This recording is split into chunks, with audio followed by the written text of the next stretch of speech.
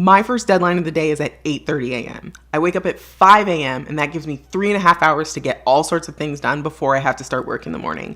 The only reason that time is productive is because my night routine sets me up for success. Hi, welcome to Better with Phoebe. I'm Phoebe and I make videos about the tips, tricks, tools, and techniques I use to get a little bit better every day. I hope this video about how to design a night routine helps you get a little bit better too.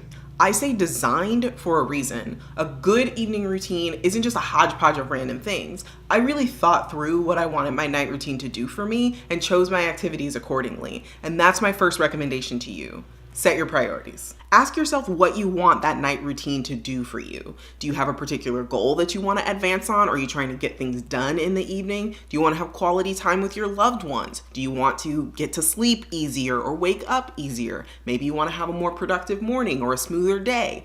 A great night routine can facilitate any of these intentions. You just have to choose which ones are most important to you. You might be wondering, how many priorities should I try to fit into my evening? I recommend no more priorities than you have hours in the evening. My evening starts at 5:30 because that's when I sign off of work, and it ends at my lights out time, which is 9:30 because I wake up at 5. That gives me 4 hours, which is 4 priorities. Just because I can fit 4 priorities into my evening doesn't mean I have to. I actually only focus on 3. Family time, prepping for the next day, and setting myself up for quality sleep. I don't want to cram a 4th priority in there because any extra time I want to devote to family time because that's my number 1 priority, and that's okay. Steps 2 and 3. Choose your activities, plan them into your evening.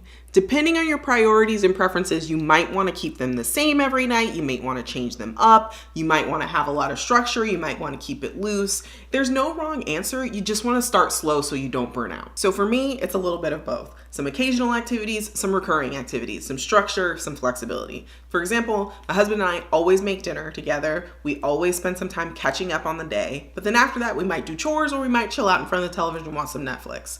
At 8:30 though, no matter what, I start prepping for the next day. Check my schedule, set my personal priorities for the morning, set out anything that I might need, and then I start winding down for the evening, doing my hygiene, maybe meditating, maybe reading, maybe stretching, things that'll help me sleep better. That routine really works for me and supports my goals of family time, prepping, and sleeping well. I had to play around to figure out what worked for me, and I'm still playing around, which brings me to step 4, experiment. Slowly.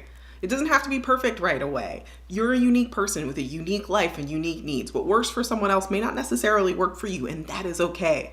You can go back to the buffet as many times as you want. You just don't want to stuff yourself. If you want these changes to stick, it's really important that you start slow. You don't want to burn out, but you also want to feel the effects of the changes on your life, whether it's positive, negative, or neutral. It might be helpful to keep track, and that is step number 5. Now, there are a lot of great habit tracking apps out there, but honestly, I think it's overkill for something like this. I recommend starting with an index card. Grab an index card and a pen. Split the back side in half. Split the front side into 2 skinny columns and 2 wide columns. Once you've split your index card, you're gonna start filling it in. So on the blank side, on the top, you're going to put your priorities. And then on the bottom, you're gonna put your activities. On the lined side, in the skinny columns, you'll put the dates that you're working on your routine. And in the wide columns, you'll put your notes. The notes are the whole point. You want to track how easy and how effective these changes are. Was it easy or hard for you to follow through? Was it easy or hard for you to remember? Do you feel any sort of effect on your day? Did it make your day easier? Did it make your evening less enjoyable? All of these things are going to help you understand whether the changes you're making are worth it or not. After a few weeks of playing with this new routine, go back to your notes and review. Is this working for you or not?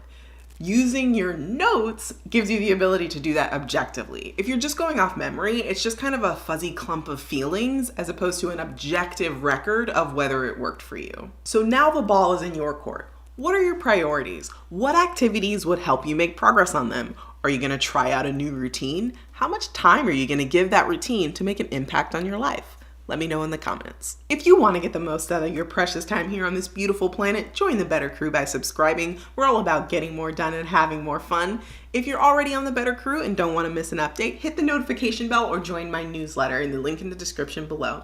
So that's it. Thank you for spending some of your time with me today. I'm Phoebe. This is Better with Phoebe. I hope you have a great day today and even better tomorrow. Until next time.